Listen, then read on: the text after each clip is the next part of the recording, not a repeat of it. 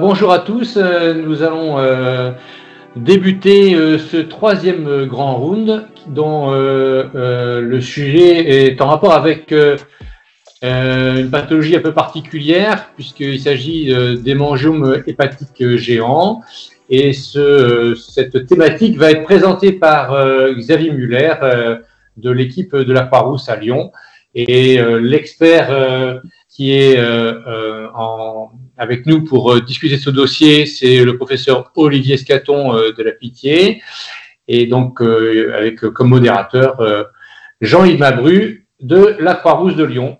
Donc là, Xavier va nous présenter son topo. Ensuite, il va y avoir une discussion avec l'expert et vous aurez l'occasion de pouvoir poser des questions via le chat.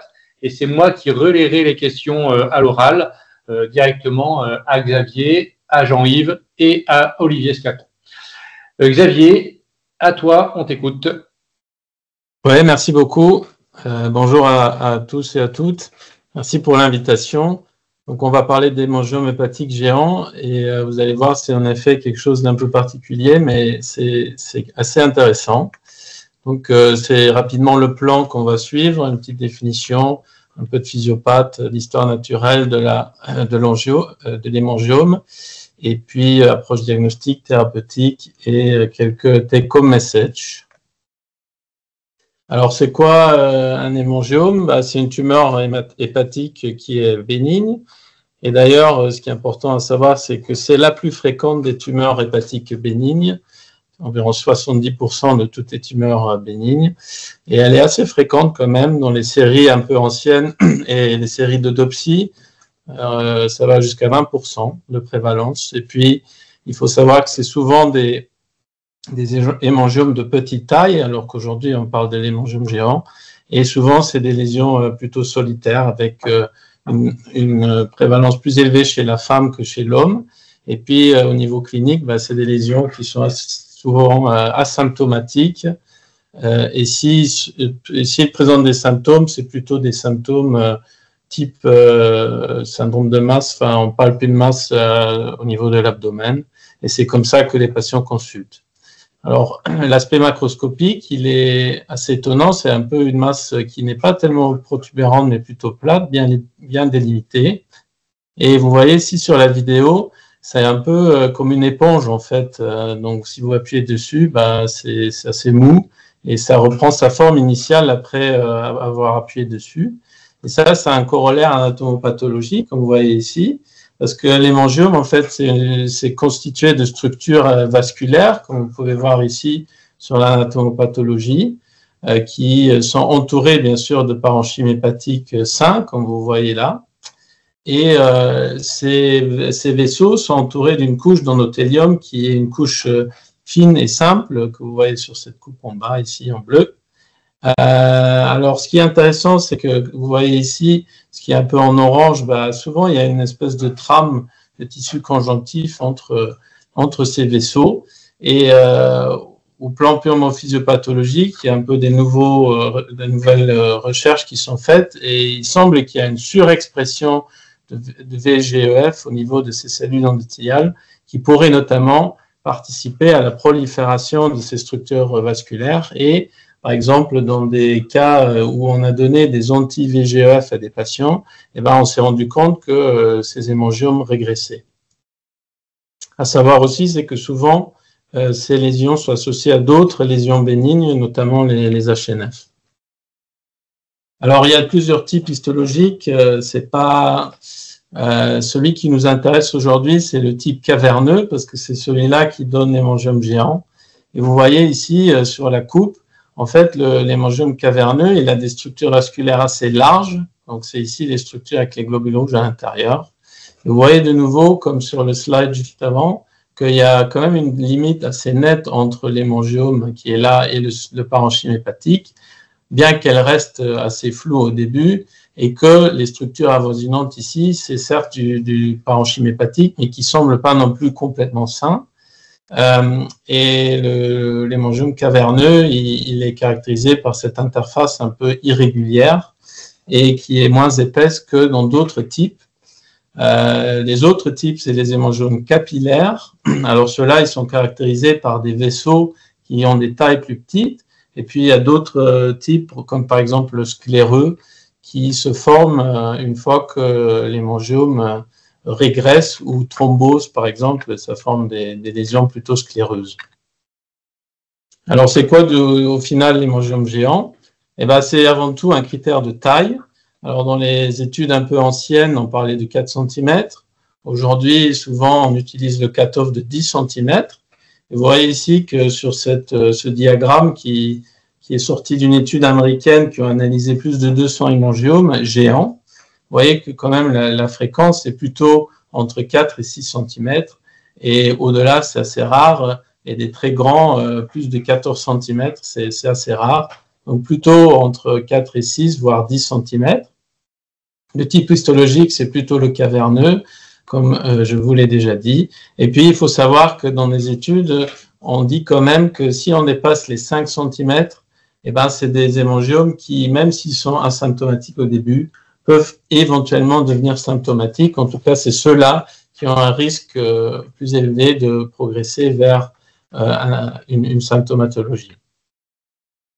Justement, pour s'intéresser à l'histoire naturelle, ici je me réfère à une étude un peu ancienne, mais qui est très intéressante parce qu'elle regarde des patients avec des hémangiomes sur une durée assez prolongée de 60 mois.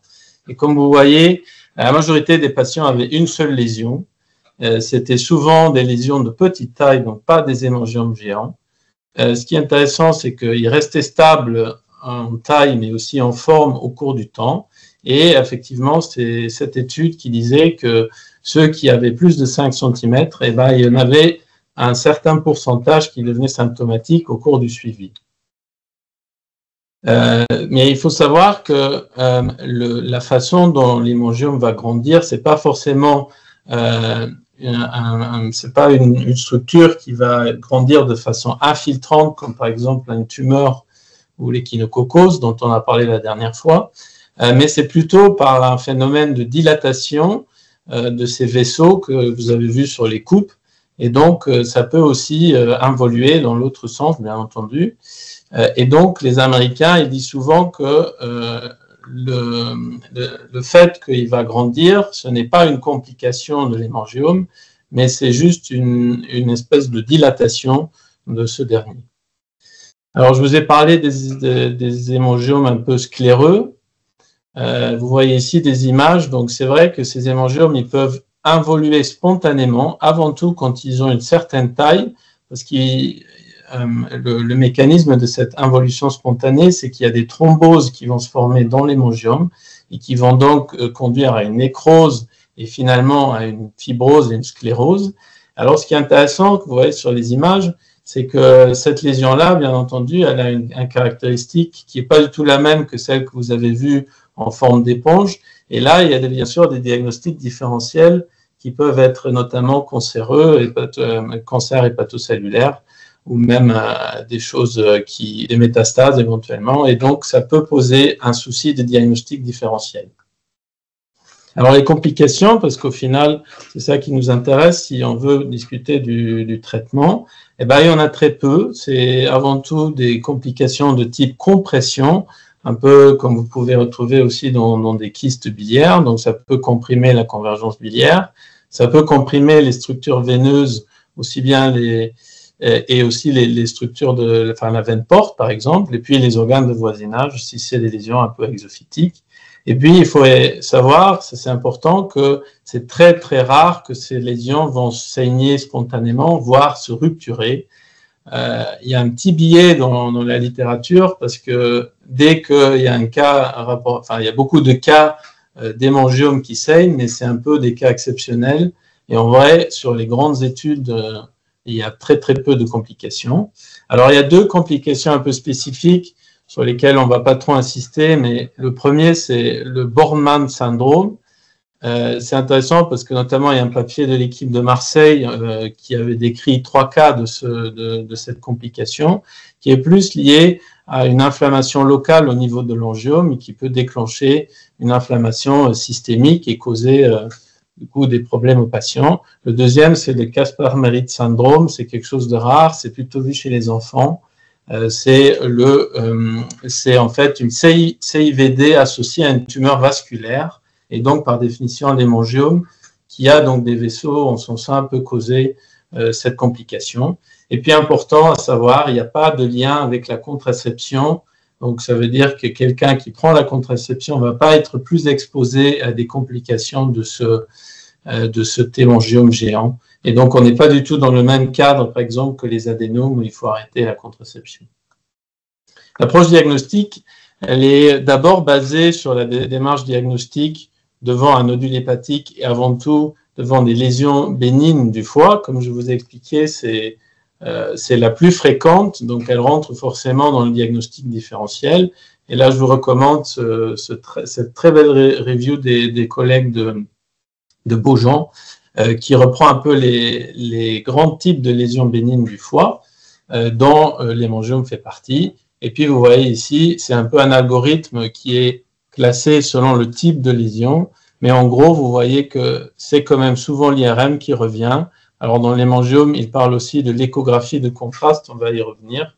Mais c'est quand même l'IRM qui est l'imagerie en première intention à réaliser devant une lésion du foie.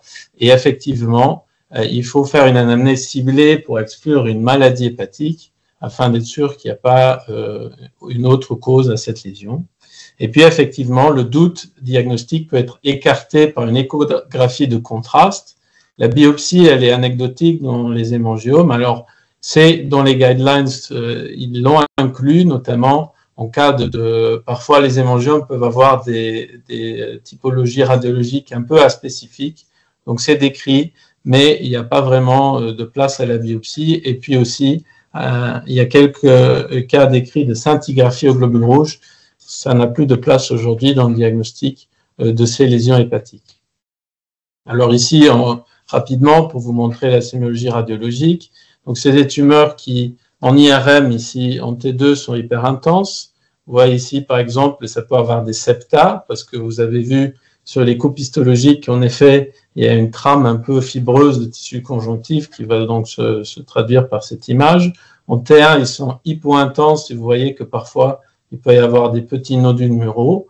Et puis, dans les phases d'injectés, notamment artérielles, ça se rehausse rapidement en périphérie. Ça fait un peu ces images ici. Et puis, en temps portal, notamment les temps tardifs, il y a un remplissage centripète qui se fait. Et donc, c'est quand même une sémiologie radiologique assez spécifique. Mais ce qui est intéressant, je pense, c'est d'insister rapidement là-dessus, c'est que le type histologique va être corrélé à la sémiologie radiologique, parce que comme je vous ai dit, il y a le caverneux et le capillaire, ils se distinguent avant tout par le type ou la taille plutôt des vaisseaux qui sont contenus dans cette tumeur. Et ce qui est en plus intéressant, c'est que non seulement la taille diffère, mais à cause de la taille, c'est aussi des phénomènes de flux qui vont être différents. Et notamment dans l'hémangiome capillaire, il y a ce qu'on appelle un rapid flow, et donc vous allez avoir des temps injectés qui vont se comporter différemment à l'IRM ou à l'échographie de contraste, et ça peut donc un peu changer l'aspect de ces lésions. Important à noter ici que l'hémangiome capillaire, qui n'est pas un hémangiome géant, parfois ça fait un pseudo-washout dû à ce rapid flow phénomène dû au petit capillaire, et donc il y a un diagnostic différentiel parfois à faire avec le CHC pour ce type de lésion.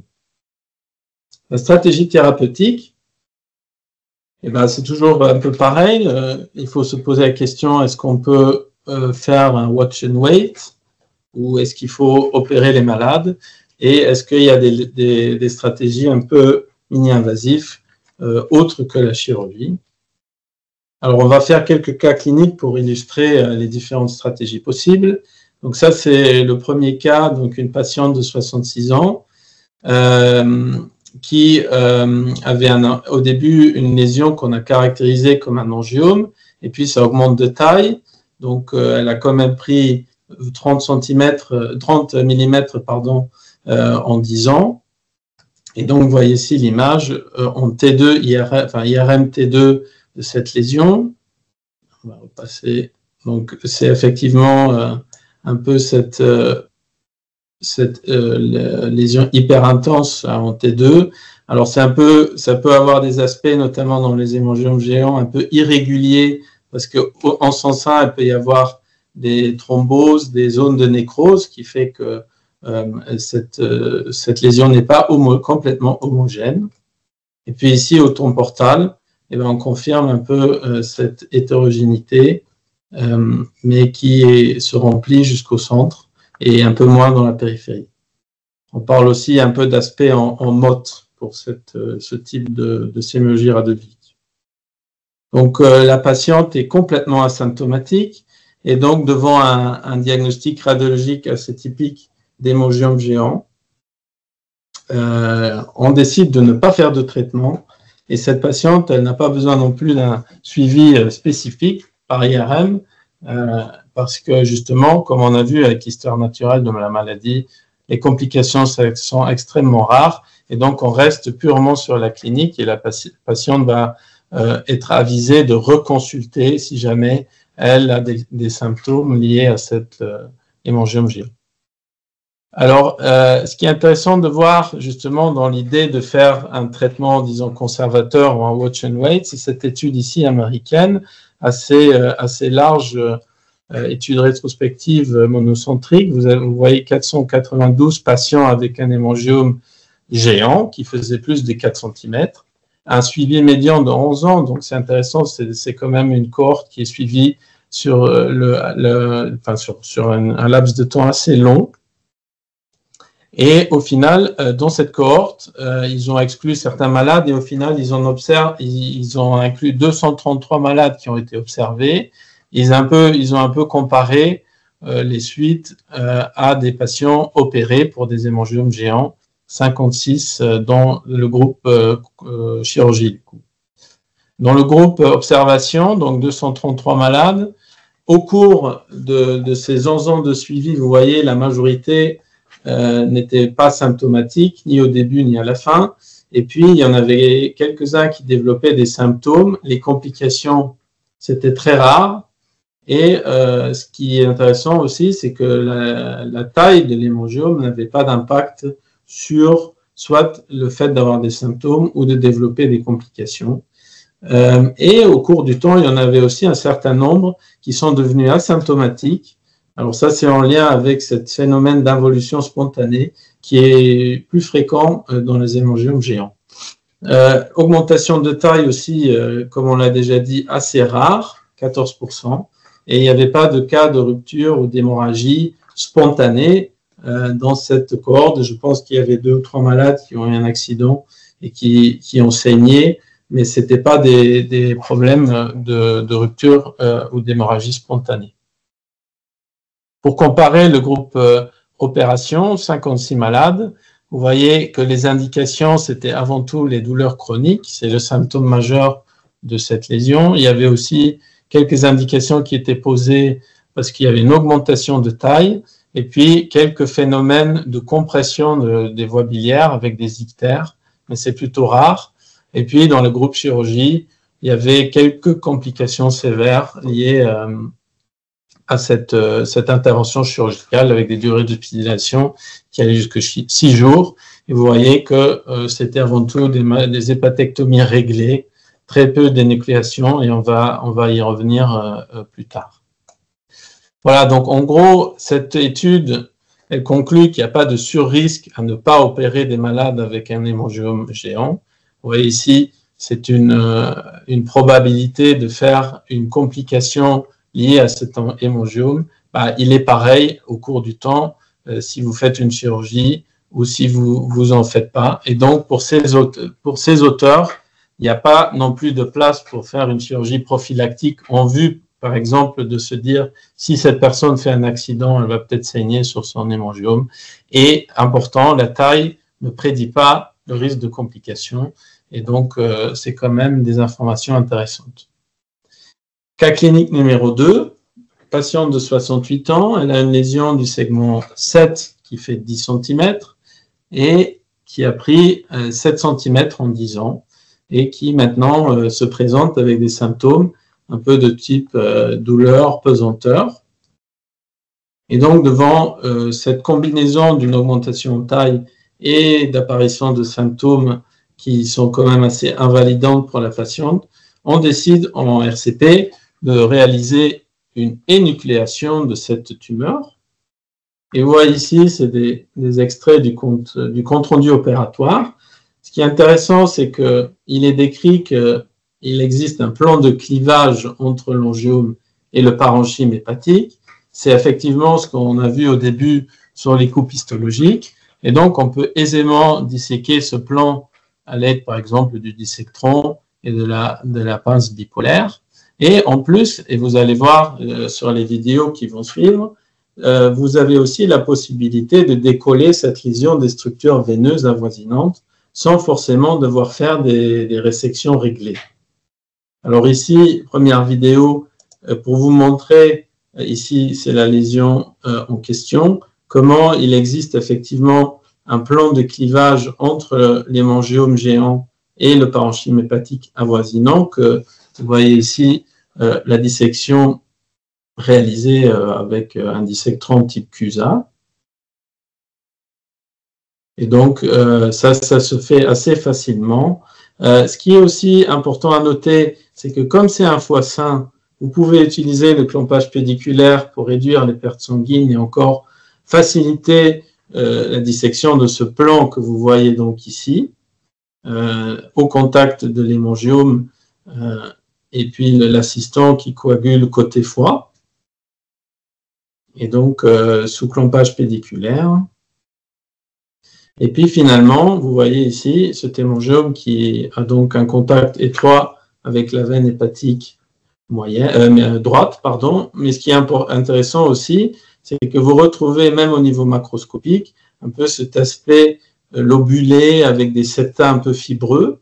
Et puis, à noter aussi que le parenchyme hépatique adjacent, il a quand même l'air de ne pas être complètement normal non plus, donc il existe effectivement un plan de clivage qui peut être utilisé pour cette énucléation. Et puis, vous voyez qu'ici, vous pouvez même disséquer la lésion de la structure veineuse sans devoir forcément resséquer la veine. Pardon.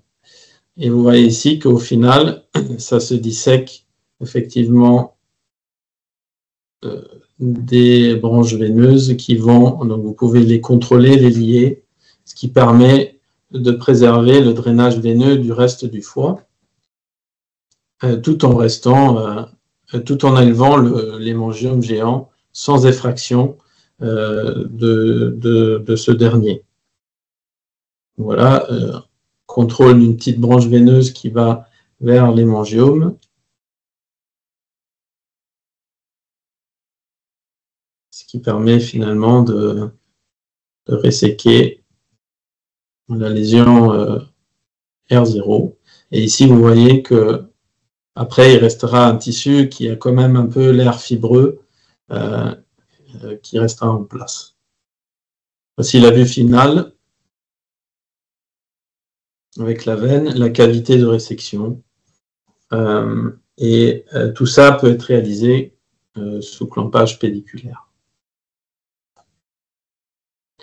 Donc cette énucléation, elle a été décrite la première fois en 1992 et justement, comme on l'a déjà vu, le principe de cette chirurgie, c'est justement de profiter de cette couche avasculaire qui se trouve entre l'angiome et le parenchyme hépatique pour passer dans ce plan qui se dissèque facilement et en plus de pouvoir resséquer la lésion en totalité, et vous êtes dans une situation où vous n'enlevez pas de parenchyme hépatique fonctionnel et donc vous ne courez pas le risque d'une insuffisance hépatique post-opératoire, même si vous resséquez des lésions assez volumineuses.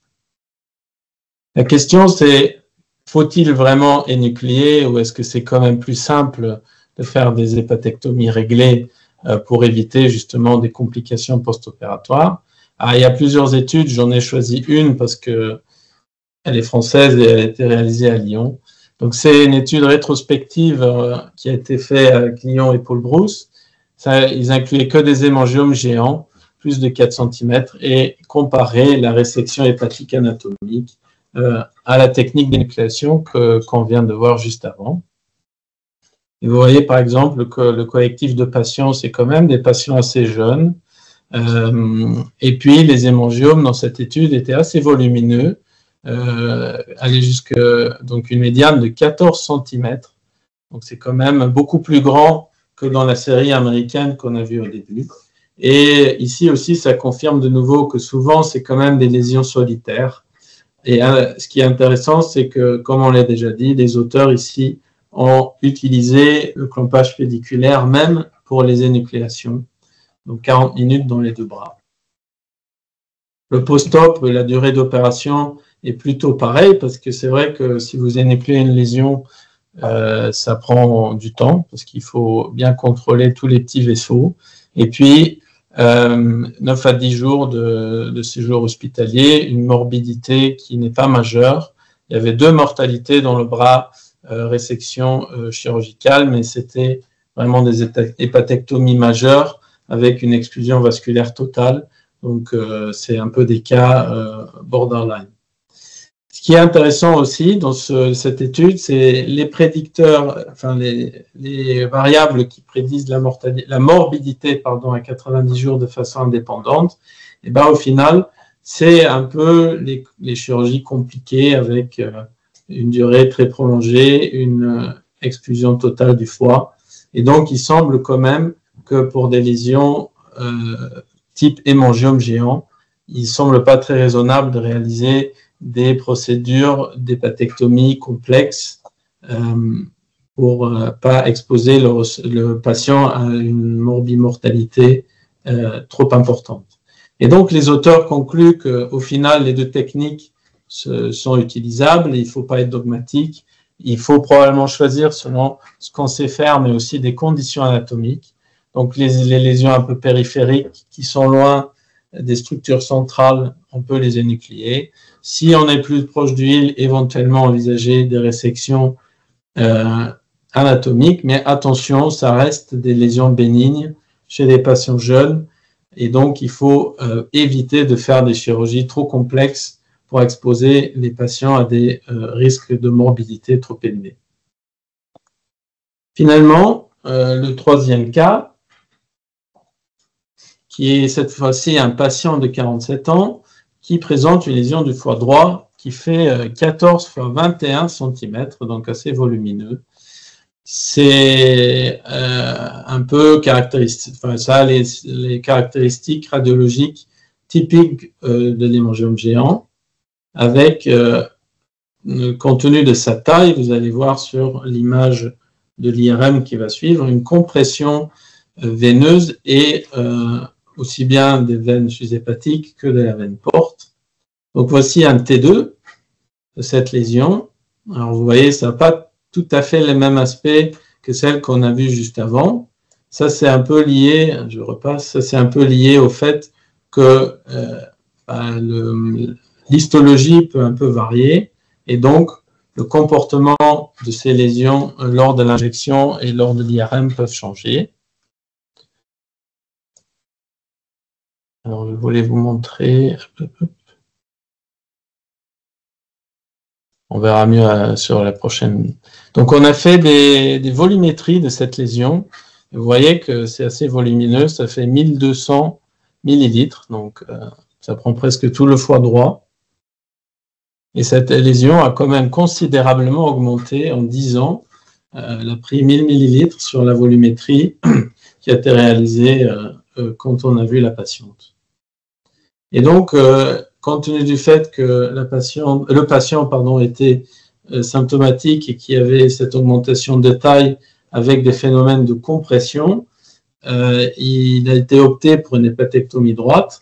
Et là, c'était compliqué parce que pour préparer le malade, compte tenu du volume, de l'hépatectomie majeure nécessaire pour enlever cette lésion, eh ben, elle était non réalisable parce que l'hémangiome comprimait aussi bien la branche portale gauche que, dû à l'hémangiome, il y avait un drainage veineux du foie droit dans la veine hépatique gauche et donc l'embolisation était techniquement pas faisable. Vous allez voir ici sur l'image.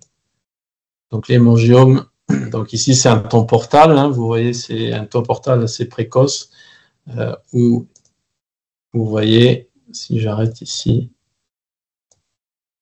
ça ici, vous allez voir c'est la veine porte, et ici c'est les branches veineuses. Alors je repasse en arrière, ça va un peu vite. Faire ça, hop. Vous voyez la veine, les veines à droite, ils vont se drainer ici, hop, à gauche. Et donc, ces lésions peuvent effectivement, compte tenu du fait du volume important, comprimer les structures vasculaires et aussi biliaires parfois. Et donc, en l'absence de possibilité d'une embolisation, se poser deux questions. Est-ce qu'on va greffer cette patiente ou tenter un traitement mini-invasif par embolisation artérielle, ce qui peut se défendre parce que comme c'est une lésion vasculaire, si on va emboliser des structures vasculaires dans l'hémangiome, on peut éventuellement se dire qu'il va involuer, comme on connaît de l'histoire naturelle de ces lésions qui parfois involuent spontanément suite à des thromboses. Et donc, comme c'est une lésion bénigne, il a été décidé de réaliser une embolisation artérielle sélective, donc vraiment centrée sur les vaisseaux qui vont intégrer l'hémangiome. Et vous voyez la volumétrie avant embolisation artérielle et après embolisation artérielle, malheureusement. Ça n'a pas du tout eu d'effet sur le volume de la lésion. Et donc, l'embolisation a été un échec. Et en plus, après un certain suivi, on voyait bien qu'il n'y avait pas de diminution de taille de cette lésion. Et la patiente devenait de plus en plus, enfin, était pas aussi symptomatique, mais il n'y avait pas d'amélioration clinique. Et donc, il a été décidé de réaliser ce qu'on appelle une injection percutanée intralésionnelle de bléomycine, que vous avez sur cette image-là. Donc, c'est réalisé par les radiologues sous contrôle échographique, avec un abord percutané dans les lésions, injection de la bléomycine qui va scléroser les réseaux vasculaires au sein de l'hémangiome. Vous voyez ici le résultat final. Et en effet, après 3 mois après cette injection, il y a déjà une réduction considérable de la taille de la lésion qui passe à 1100 millilitres. Et vous voyez que ça, c'est l'image à 1 an après l'injection de bléo. On passe à 724 millilitres. Et donc, on a carrément, on est passé de 2200 à 700. Donc, c'était un traitement qui était assez efficace. Et en fait, cette technique d'injection intralésionnelle de bléomycine, elle a été décrite la première fois en 2021 par une équipe publiée dans Radiologie. Et c'est quand même intéressant parce que ça a un rationnel un peu physiopathologique. Dans cette étude, et c'était une petite étude à faible effectif, donc il faut rester prudent, mais ils avaient inclus que des patients avec des hémangiomes géants, symptomatiques, et ils ont un peu retrouvé la même chose que dans notre cas clinique, des réductions de volume qui sont considérables, et puis bien sûr associé à ça, une réduction des symptômes qui suit un peu la réduction de volume. Et justement, ce qui est intéressant, c'est que les radiologues, ils s'intéressent à la physiopathologie et en fait, ils reclassent maintenant les lésions d'hémangiome géant dans ce qu'ils appellent des low flow arteriovenous malformations. Et donc, on n'est plus du tout dans juste une tumeur bénigne, mais on a une corrélation anatomopathologique. Et en fait, la conséquence de ça, c'est que pour les radiologues, ils connaissent ça dans pour d'autres types de lésions, notamment au niveau du visage ou de la peau. Et donc, si vous avez cette malformation artério-veineuse, vous pouvez injecter un produit sclérosant qui, du fait qu'on est dans un circuit à bas débit, il peut s'accumuler dans cette structure vasculaire et elle va donc, à force, causer une nécrose, une thrombose, une apoptose.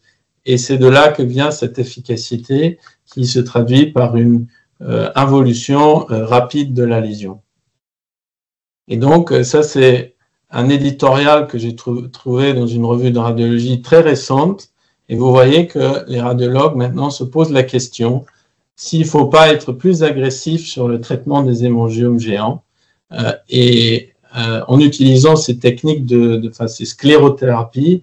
Alors, je vous ai montré la technique percutanée. Il y a aussi pas mal de séries récentes qui utilisent une technique transartérielle, qui est bien sûr plus invasive, mais qui a peut-être d'autres avantages sur lesquels on pourrait discuter après.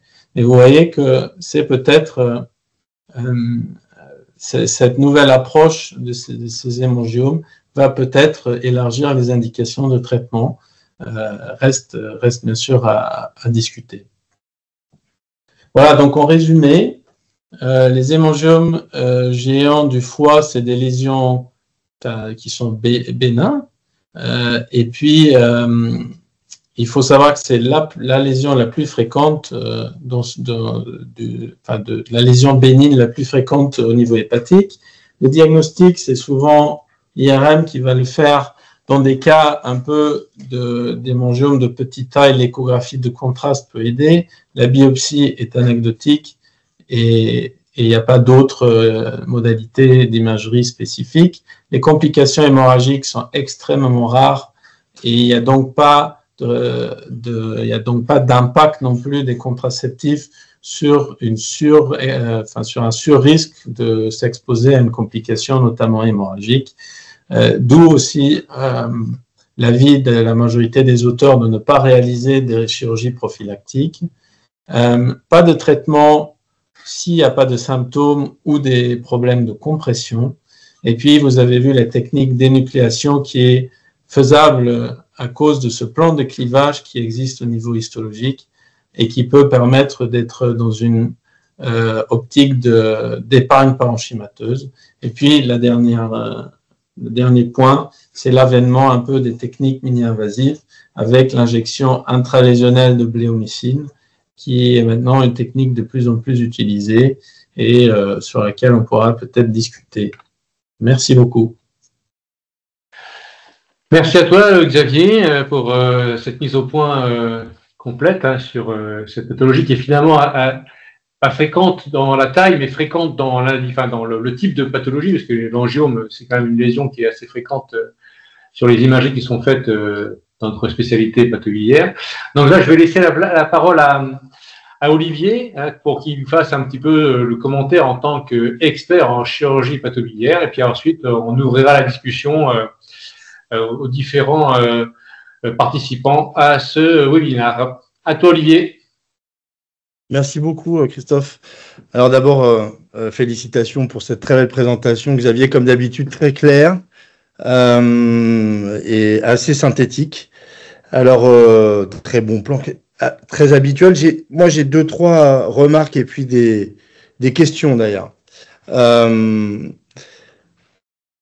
Alors, les angiomes géants, dans les symptômes, c'est toujours difficile de faire la part des choses. Et on a remarqué souvent, en particulier dans notre équipe, qu'il y avait des symptômes qui pouvaient apparaître à l'effort. Et qu'au moment des efforts, en fait, il y a des symptômes qui sont un tout petit peu plus parlants, comme si on avait une sorte, pas d'angor, mais une angor du foie, liée peut-être à un hyperdébit. Je ne sais pas si tu as entendu parler de ça. Mais de façon plus intéressante, on nous adresse tout le temps des malades avec des dédimères très élevés. Et ça déclenche soit un mois d'exploration en médecine interne, soit simplement le fait de voir cet angiome. Donc, la fréquence de l'angiome et des dédimères, je voudrais un petit commentaire de ta part là-dessus, si tu veux bien, et également du diagnostic de Casabat-Merritt, parce que c'est aussi un diagnostic qui est difficile à faire, qui est souvent posé en excès. Et donc, à partir de quel moment la valeur de la thrombopénie qu'on peut voir, ou de quel bilan d'hémostase on se dit « Ah, on a peut-être affaire à un Casabat-Merritt », et il faut le traiter. Et des fois, c'est des vraies discussions parce que c'est pas toujours facile de faire un vrai diagnostic de Casabat et on va des fois attribuer un peu trop vite à une thrombopénie à un angiome géant. L'autre chose aussi, c'est est-ce qu'il existe des malformations artério-veineuses associées ailleurs, en particulier cérébrales, etc., associées aux angiomes ou pas du tout.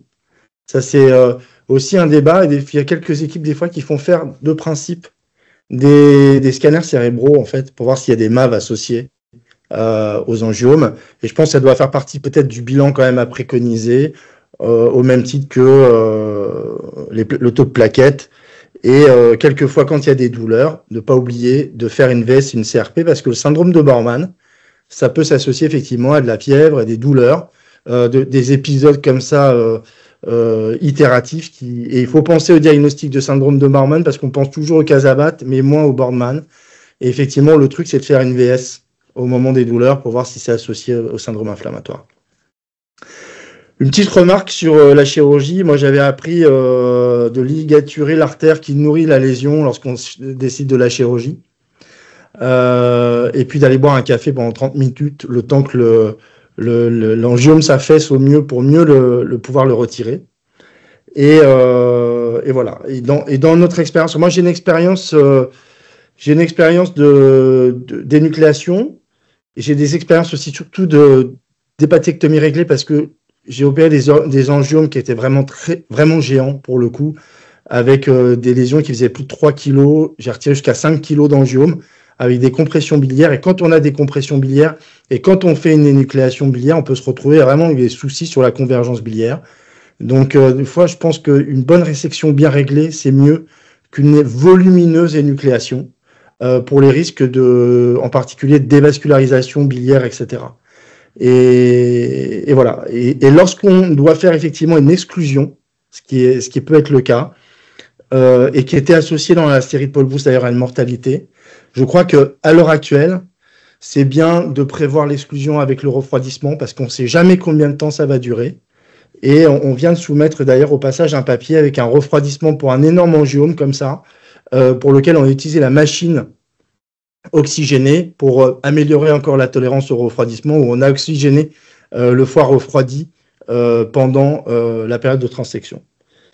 Donc voilà, ça c'est 2-3 trucs, c'est des dossiers exceptionnels, hein, où on discute entre la greffe et la résection.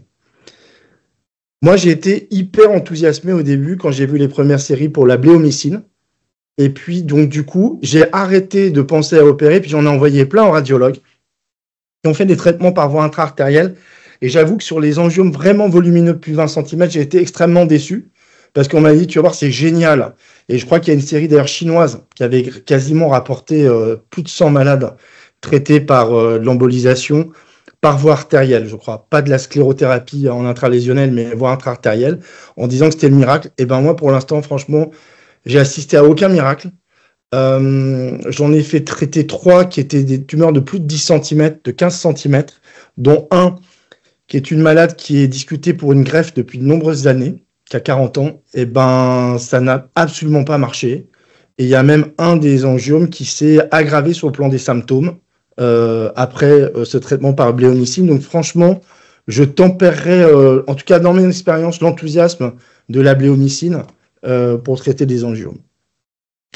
Donc voilà ce que je voulais te dire et éventuellement te questionner. Donc je rappelle, tu fais quoi des dédimères élevés? Est-ce que tu rassures les gens?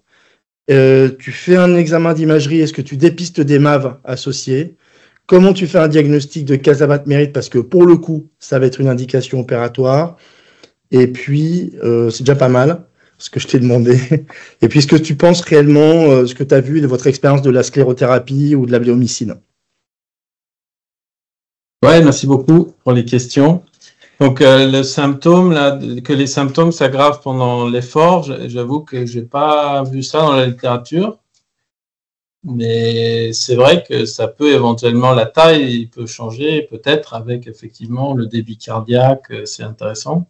Ça effectivement, ça colle avec la physiopathologie de ces lésions, qu'ils peuvent augmenter en taille une fois qu'ils sont hyperémiés et puis ils vont se dégonfler un petit peu. Et puis les dédimères, c'est vrai que, alors moi, ce que j'ai vu, c'est que donc les Casabat-Mérite, ça semble quand même être assez rare chez l'adulte, et de ce que j'ai lu, assez rare en cas d'hémangiome hépatique. Apparemment, c'est plus fréquent avec des angiomes de la peau, et justement, ils disent qu'il existe une autre entité qui s'appelle un pseudo-Casabat-Mérite, où justement les dédimères vont faire la différence pour pouvoir dire si c'est un vrai ou un faux. Et donc, mais j'ai pas vu de données sur les dédimères isolés chez des gens qui n'ont pas de Casabar-Mérite en cas d'hémangiome géant. Ça je n'ai pas vu dans les papiers que j'ai lus. Mais je pense qu'effectivement, les dédimères, ça semble quand même être... on peut s'expliquer au niveau physiopathe que dès qu'il y a les vaisseaux qui sont lésés, ça relargue des dédimères et que c'est un signe, par exemple, d'involution spontanée peut-être. C'est effectivement un marqueur peut-être intéressant. Et au niveau des malformations, alors j'ai relu encore aujourd'hui un papier de Van Gouli qui a fait une revue, je pense, en 2015, et il ne parle pas du tout de faire un dépistage des autres lésions, notamment cérébrales ou cutanées. Donc, j'avoue que je n'avais pas cette notion, mais c'est effectivement intéressant, je pense, de se dire que s'il y a une malformation au niveau hépatique, il y en a peut-être une ailleurs qui, en plus, pourrait du coup être plus à risque de faire un Casabar-Mérite que la lésion du foie. Et la bléomycine, alors c'est vrai que ce cas-là que j'ai présenté, il s'est bien passé, et depuis, on en a eu au moins deux autres. Et l'approche percutanée peut exposer à des saignements per procédure, parce que malgré le fait que nos radiologues ont l'habitude de piquer dans des lésions qui peuvent saigner, apparemment, là, on a eu deux cas où, malgré le mettre du curaspon et tout ça, c'était difficile et les malades ont eu un saignement per procédure. Donc peut-être, une chose qu'on s'est dit, c'est éventuellement, si on fait ça par voie percutanée et pas transartérielle, il faut peut-être le faire celio-assisté pour être sûr de pouvoir faire l'hémostase correcte après avoir fini le traitement par la bléomycine. Mais je suis complètement d'accord que c'est des traitements dans des petites séries, sans beaucoup de follow-up, et il faut rester prudent. Complètement d'accord. Alors, moi, pour le coup, je pense que les dédimères, si on les faisait à tous les angiomes, ils seraient augmentés. Ouais. Et que, malheureusement, parce qu'il y a un phénomène de coagulation qui se passe et que ça agite quand même beaucoup. C'est-à-dire que, moi, il y a des malades qui se sont adressés parce que les dédimères sont augmentés et que les gens sont très inquiets, alors que les malades vont très bien, hein, et qui ont des bilans de dingue en médecine interne pour faire le bilan des dédimères j'ai vu des malades arriver de médecine interne avec des anticoagulants. Et donc, c'est maintenant très difficile de faire la part des choses. Alors, on a un angiome de taille significative, des dédimères, et puis des malades sous anticoagulants. Et après, c'est difficile de faire arrêter parce qu'en médecine interne, ils sont inquiets et ils n'ont pas la connaissance de l'association angiome-dédimère chez des gens parfaitement asymptomatiques. Donc, je pense que ça serait intéressant qu'on fasse un peu un dosage systématique des dédimères à chaque fois qu'on voit un angiome pour un peu étayer.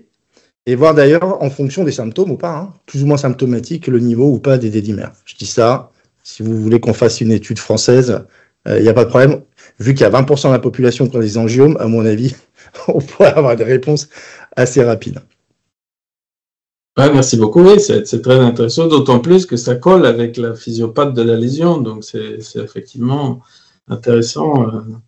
Et en plus, en vue de se dire que a priori, le Casabar-Mérite, un des facteurs qui sont associés à la thrombopénie et à l'abaissement des facteurs de coagulation, ce sont des dédimères élevés. Donc, s'ils sont déjà élevés chez tout le monde, c'est vrai que ça pose question.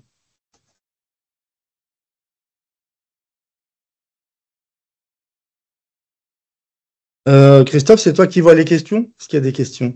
Oui, attendez, oui. Oui, il n'y a pas de questions pour l'instant. Moi, je voulais te demander, Xavier, parce qu'en fait, il peut y avoir de temps en temps quand même des problèmes, surtout sur des angiomes de taille assez conséquente, quand il y a une forme scléreuse, et chez des patients qui ont parfois eu un cancer du côlon. Et donc, on a un peu de mal à faire la part des choses entre est-ce que c'est finalement une métastase ou est-ce que c'est finalement un angiome scléreux. Et je trouve que l'analyse radiologique n'est pas toujours si simple que ça. Et donc, je voulais avoir un peu ton avis, parce que parfois, on est amené à opérer des patients en se disant on l'opère pour une pathologie oncologique, et finalement ça s'est révélé être un angiome scléreux. Et parfois, alors c'est vrai que l'analyse des radiologies, enfin des scanners ou IRM antérieurs était peut-être pas optimale parce que on les voyait ou ça n'a pas été bien analysé, mais enfin, la forme scléreuse gêne quand même souvent les radiologues quand il y a un contexte pathologique qui se surajoute à la lésion elle-même. Oui, merci beaucoup. Très bonne remarque, effectivement. C'est vrai que il y a de plus en plus de papiers qui rapportent ce phénomène d'angiome scléreux qui est un diagnostic différentiel des métastases et effectivement, comme on a vu, la physiopathologie de la lésion, elle est corrélée au diagnostic radiologique et elle est liée avant tout au phénomène de flux dans la lésion. Donc, s'il est sclérosé, il n'y a plus de flux, donc toutes les caractéristiques radiologiques ne sont plus valables. Et par exemple, dans les guidelines de l'ISOL de 2016 sur les lésions hépatiques bénignes, ils préconisent du coup, dans ces cas-là, de quand même réaliser une biopsie si on a un doute diagnostique. C'est une des recommandations. Mais ouais, j'ai vu 3-4 case reports sur effectivement, attention, les angiomes scléreux et les métastases, faut pas se tromper. Et aussi pour les traitements mini-invasifs, donc là, bon, la biomycine, nous aussi, on en a fait quelques-uns, et bon, c'est vrai que pas avec, on avait mis beaucoup d'espoir, mais avec finalement pas forcément des résultats vraiment mirobolants. Alors après, il y a quelques années, alors c'est des formes particulières, c'est sur le Casbat-Merit chez adultes, pas chez l'enfant. Et on avait discuté avec nos radiothérapeutes et ils avaient fait en fait une irradiation de l'angiome avec un résultat qui avait été assez intéressant. Alors, là, on a fait 2 cas comme ça, c'est des trucs exceptionnels. Est-ce que tu as lu un peu, enfin, comme tu as revu un peu la littérature, est-ce qu'il y a eu d'autres des papiers ou des attitudes du même ordre sur ce type de pathologie? Et en fait, l'avantage, c'est que ça permettait de régler le problème de la consommation plaquettaire. Ça ne réglait pas le problème du volume, mais ça sclérosait en tout cas l'angiome pour qu'il n'y ait plus les effets secondaires tels que la consommation de plaquettes et la CIVD qui allait avec. Alors, j'ai pas vu de papier sur la radiothérapie pour les angiomes, mais bon, je sais pas non plus, peut-être que j'ai loupé, mais après, bon, on peut quand même aussi peut-être se dire que ça reste une lésion bénigne, donc est-ce que vraiment on a envie de l'irradier? Je sais pas. Après, non, mais j'ai pas vu de cas comme ça dans la littérature, ni dans la base de données de Lyon ici. Mais après, c'est sûr que ça va faire le même effet qu'une thérapie sclérosante intralésionnelle. Ça va faire une apoptose, une nécrose du tissu, et donc l'angiome va rétrécir parce que il y aura plus de flux sanguin dans la lésion. Donc c'est tout à fait concevable au niveau physiopathologique.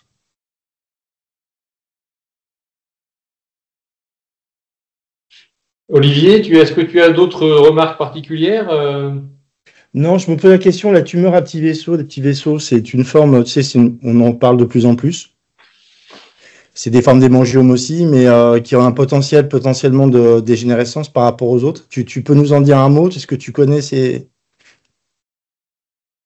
Alors ça, j'ai pas vu ça dans les guidelines récentes, mais c'est une notion assez nouvelle, ça. C'est un nouveau type de tumeur, très difficile d'ailleurs à caractériser. Mais je sais qu'à Bordeaux, Christophe, il y a des spécialistes de la lecture, ils le mettent dans la forme d'un peu des grandes tumeurs vasculaires, voire même des sarcomes, en fait, limite sarcomes vasculaires, en fait. C'est des formes frontières, mais qui sont bénignes, hein, mais avec un potentiel, voilà.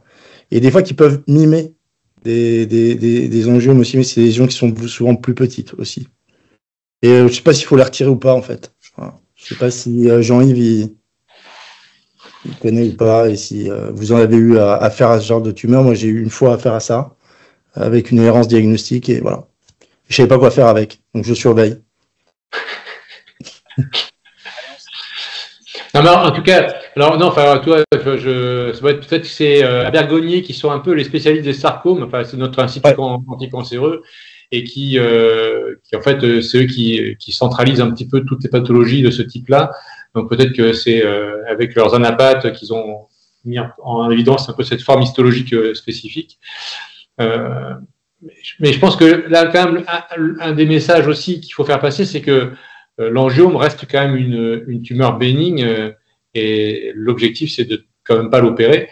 carrément, complètement, hein.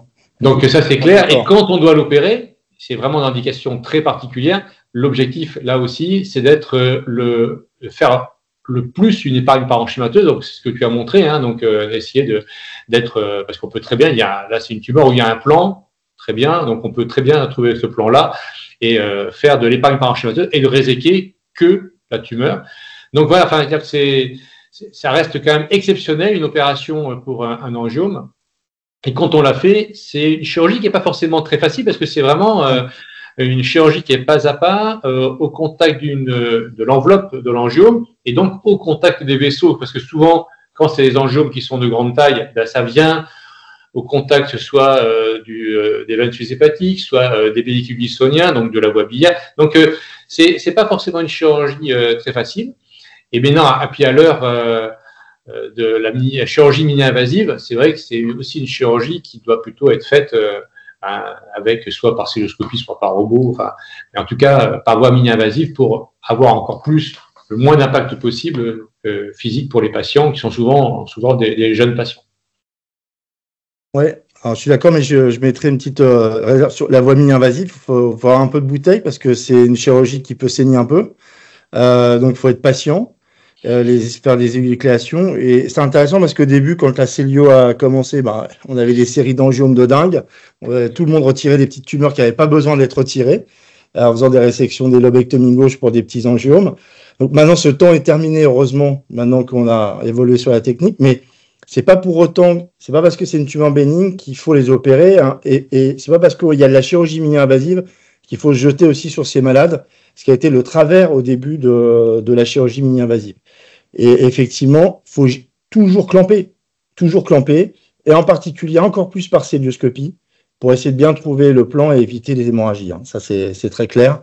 Comme le disait Xavier, aucune restriction au clampage, en particulier intermittent, bien entendu, parce que c'est du foie sain la plupart du temps associé. Voilà.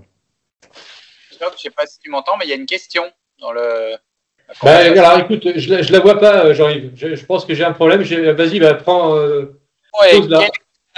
quelle est la place de la chirurgie après embolisation ou traitement percutané si celle-ci est efficace? C'est Paul Rosenboom de Rouen.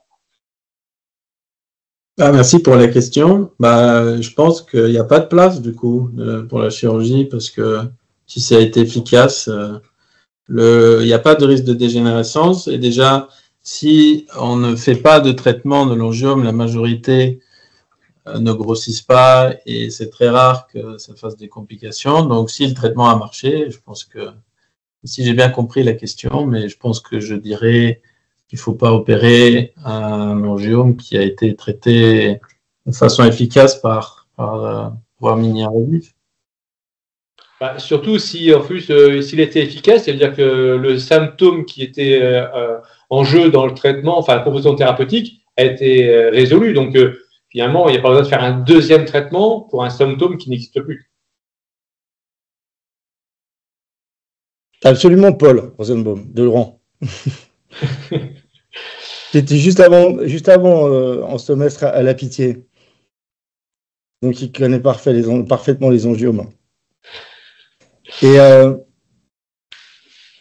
si vous voulez, moi, j'ai une imagerie à vous montrer d'un angiome qu'on a opéré. Parce que je pense qu'il faut vraiment opérer que des...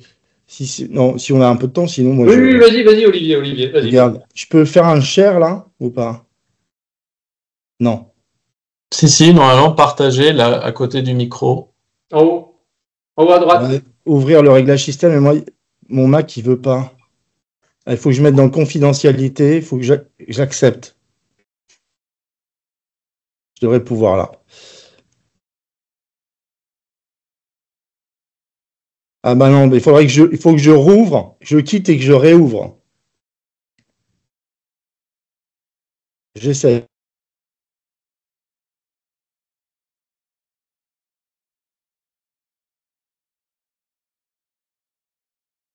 Mais en fait, Xavier, là, dans la littérature, on a quand même l'impression que les séries d'angiomes sont quand même assez anciennes. Hein, parce qu'il n'y a plus vraiment de publis récentes, en tout cas, sur des séries d'angiomes opérées, en tout cas, opérées. Hein, parce qu'en fait, vraiment le diagnostic maintenant est quand même beaucoup plus sûr avec l'imagerie, principalement l'IRM, et qu'il y a aussi un petit peu de place aussi pour les traitements mini-invasifs, comme tu l'as montré. Donc, ce qui fait que les séries chirurgicales ont nettement diminué depuis une ou deux décennies quand même. Hein. Enfin, quand on regarde un peu la littérature que tu as présentée, hein, donc Ouais, ça tout montre à bien fait. que ça reste quelque chose d'exceptionnel maintenant à la chirurgie pour angiome hépatique. Ah, de manière générale, c'est même la physiopathe et tout ça, c'est des papiers très anciens.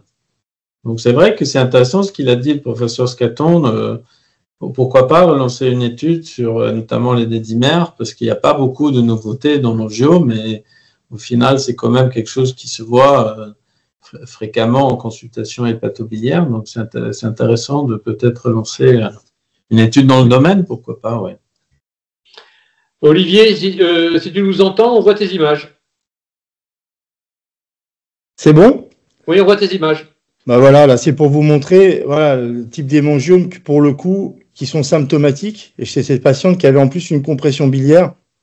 Et juste pour vous dire, dans l'anticipation préopératoire, cette malade-là, je lui ai fait mettre une prothèse biliaire dans le canal gauche avant l'opération par voie endoscopique. Parce que je ne sais pas si vous voyez bien là, l'angiome, il comprime complètement la convergence, enfin la bifurcation portale. Et il est le long du canal gauche en fait. Et je m'attendais, même dans cette partie-là où il y a une énucléation, à avoir un souci. Donc là, c'est une tumeur voilà, qui occupe beaucoup son abdomen. Hein. Elle était sensible et difficile. Donc voilà. Et juste pour la petite histoire, donc on a fait un refroidissement. Et vous voyez ici, c'est parce que c'est un petit clin d'œil à Xavier qui adore la perfusion hypothermique oxygénée. En fait, on a refroidi le foie restant en oxygénant le liquide de refroidissement en contrôlant sa température. Et en fait, il faut faire un montage pour faire croire au foie qu'on recircule. Donc ça, c'est une petite note technique qu'on fera probablement paraître bientôt. Ça, c'est la petite cerise sur le gâteau. Voilà. Et combien de litres de perfusable vous avez utilisé? Alors, attends, je vais essayer de te trouver ça. 15 ou 16? Alors ça, c'est la fiche technique, là. Je ne sais pas si vous la voyez. Est-ce que vous voyez? 11 Oui, litres. oui. Voilà. 11 Donc litres. là, tu as ici le débit. Donc la perfusion, la perfusion était à 250 millilitres la première demi-heure, 200 millilitres, 150 millilitres pendant 25 minutes ensuite. Donc il y a 80 minutes d'exclusion et la durée la perfusion de 69 minutes. Donc on a usé effectivement pas mal de liquide parce qu'en faisant ce leurre, voilà, on se retrouve dans cette situation-là. Voilà. Mais c'est important parce qu'il y a un autre, déjà un publi ou une vidéo, non, de Paul Brousse. Ouais, mais il n'y a pas d'exclusion. En fait, là, on a associé la CEC, parce qu'on a fait une exclusion vasculaire avec une CEC, et la perfusion, pareil, en continu avec le foie. Voilà, c'était la petite... Ok, très bien. Merci beaucoup, Olivier. Jean-Yves, tu veux rajouter quelque chose? Non, merci à tout le monde. Je crois que c'est très important quand même de dire que là, on parle de dossiers exceptionnels. Hein, et donc, dans l'immense majorité des cas, le n'est pas opéré. Et dans l'immense majorité des cas, on rassure les patients. Sauf hémangiome géant exceptionnel, où là, on est en difficulté thérapeutique.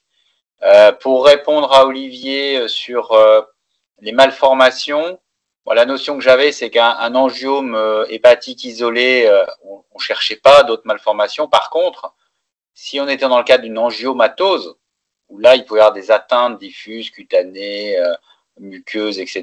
Là, c'était un peu différent. Il fallait avoir un bilan complet. Je crois qu'on n'a plus opéré, nous, d'angiome dans le service depuis des années.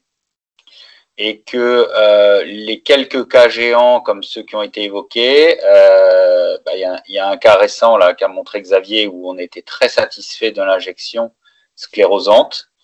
On avait discuté, comme tu le disais Christophe, de la radiothérapie, mais ce qui est intéressant, c'est que c'est la radiothérapie à faible dose, hein, c'est pas des grosses irradiations. Et puis, comme le souligne Olivier, c'est que on se retrouve finalement à opérer très peu de gens avec certes des lésions bénignes, mais des gens avec un risque opératoire majeur, et il faut une très grande technicité, comme tu l'as montré dans ton cas. Voilà, donc ce sont des malades d'exception. Je veux dire, 99,9% des malades qu'on voit, c'est plutôt des indications pour rassurer les patients et les médecins qui envoient les patients. Il faut surtout pas faire un overtraitement. Entièrement d'accord. D'ailleurs, si je devais résumer ma conduite à tenir, c'est j'observe au moins 1 an ou 2 les malades pour m'assurer de voir l'évolution. On met jamais même des formes très grosses comme ça. Des malades que je suis depuis des années, qui ont des énormes angiomes comme ça, faire patienter. Et après, en graduation, je propose d'abord, effectivement, maintenant, je pense, je préfère proposer la bléo comme premier traitement pour voir aussi sur les symptômes. Et en dernier recours, la chirurgie. Donc, tu as raison. C'est d'abord ne rien faire. Deuxièmement, au pire, observer. Et au pire du pire, quand tout a échoué en mini-invasif, il faut rediscuter de la chirurgie après une longue discussion avec les malades. Hein. Moi, j'ai une question pour les experts. Pour moi, un angiome, c'est comme une éponge remplie de sang. Et donc, il n'y a pas de risque d'hémorragie sur les traumatismes. C'est-à-dire que c'est souple, c'est comme un airbag, ça se remplit, voilà. Et moi, les malades, je leur dis tous, vivez normalement, vous n'avez pas de surrisque. Et on a quand même dans la littérature quelques cas cliniques, mais on ne sait pas toujours quel est le diagnostic. Il y a eu au congrès de chirurgie il y a 2-3 ans, Émilie Arago qui avait présenté un cas un peu exceptionnel. Mais qu'est-ce que vous dites, vous, aux patients? Personnellement, moi, je pars du principe que ça n'existe pas. Bien entendu, comme toujours en médecine, des choses exceptionnelles. Mais je suis très rassurant pour ça. J'aimerais bien avoir votre avis. Moi, en tout cas, je les rassure totalement et je leur autorise, je leur interdis rien, en fait. En fait, de vivre leur vie habituelle et s'ils font des sports un peu particuliers. L'autre jour, j'ai eu un cas, un jeune qui venait avec ses parents qui fait du rugby à un bon niveau et il a eu un choc lors d'un match et on lui fait l'échographie, on découvre un angiome du lobe gauche de 5 cm. Bon, et ben donc là, son médecin lui avait dit « Oh là là, c'est dramatique, il faut arrêter le rugby. » Non, en fait, il n'y a aucun problème. Et même, je dirais qu'un angiome, vous avez bien vu, comme tu dis, c'est une éponge. Et si on appuie sur l'angiome, on peut mettre une pince, moi j'appelle ça une pince en cœur, pour tirer dessus, et ça ne se déchire pas. La capsule, elle est solide. Donc, il faut vraiment... il n'y a aucune raison d'inquiéter les gens, en tout cas, parce qu'ils ont un angiome et qu'il y a un risque que cette tumeur, entre guillemets, puisse se rompre plus facilement qu'un foie normal qui peut se rompre même s'il n'y a pas de tumeur, parce qu'il va y avoir un traumatisme X ou Y. Donc, en fait, non, moi, je suis tout à fait d'accord avec toi, Jean-Yves. C'est rassurer au maximum et surtout ne rien interdire et de continuer de vivre normalement et oublier qu'ils ont une boule dans le foie. Entièrement d'accord. Je dis exactement la même chose. Qui a vu un angiome a vu qu'il y avait effectivement une capsule solide. Donc, il n'y a aucune raison de dire aux gens de ne pas faire de sport, etc., de rien. J'ai jamais vu de rupture spontanément. Dans mon expérience, jamais vu ça. En revanche, j'explique aux gens que leur foie, il est aussi fragile qu'un autre en cas d'accident de moto, d'accident de parachutisme, etc. Et que finalement, c'est pas la présence de l'angiome qui est inquiétante, c'est d'avoir un traumatisme grave hépatique finalement. Et donc, on vit pas tous avec cette obsession. Donc, je suis complètement d'accord avec vous. Moi, je préconise de vivre normalement et de pratiquer les sports qu'on veut. La seule chose que je disais, et que je voudrais avoir votre avis aussi, c'était cette espèce de fois de sensation d'encore d'effort chez des sportifs. Est-ce que c'est lié justement, quand il y a vraiment des gros angiomes, est-ce que c'est lié justement à l'augmentation du débit cardiaque, puis ça met un peu en tension temporairement l'angiome? Et moi, et maintenant je l'interroge en fait, spécifiquement pour ça, à l'effort. Et certains me disent effectivement, à l'effort, j'ai plus de gêne. Et j'ai même des sportifs qui viennent avec l'angiome en disant, à l'effort, j'ai une douleur. Et voilà. Bah, ça peut être un peu l'équivalent du point de côté qu'on a de temps en temps à gauche, et bien on l'a à droite. Hein.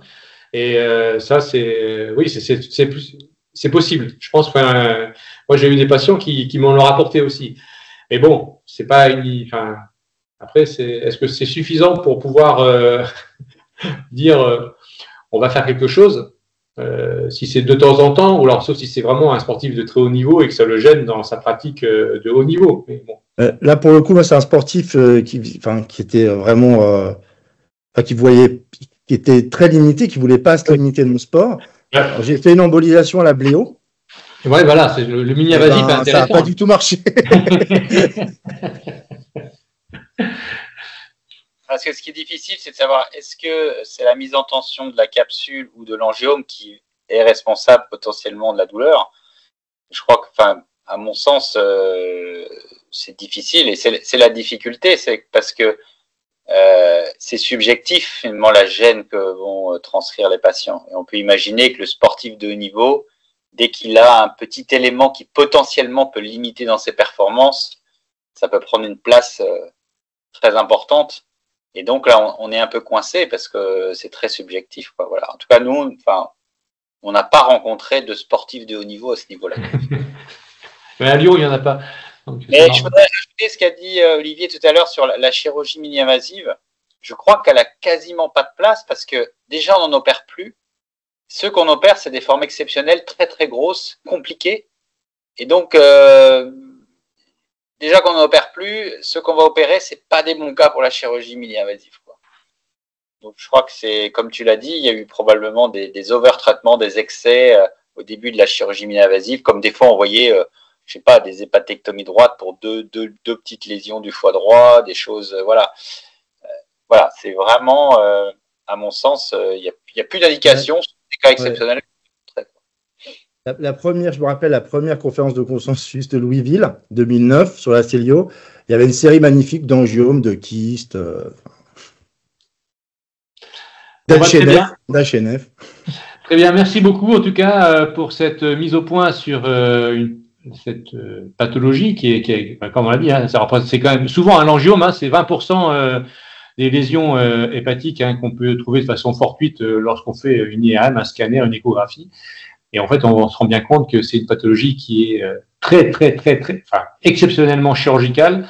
Et donc, merci en tout cas à Xavier, à l'équipe de Lyon, de nous avoir présenté ça, et à Olivier d'avoir fait l'expert avec toute son expérience. Et donc, je vous souhaite une très bonne soirée, en sachant que le prochain rendez-vous pour les grands rounds sera maintenant après l'été, et ce sera en septembre. Donc, je vous souhaite un excellent été qui va débuter prochainement, et j'espère que vous en serez en pleine forme pour ces grands rounds. À très bientôt.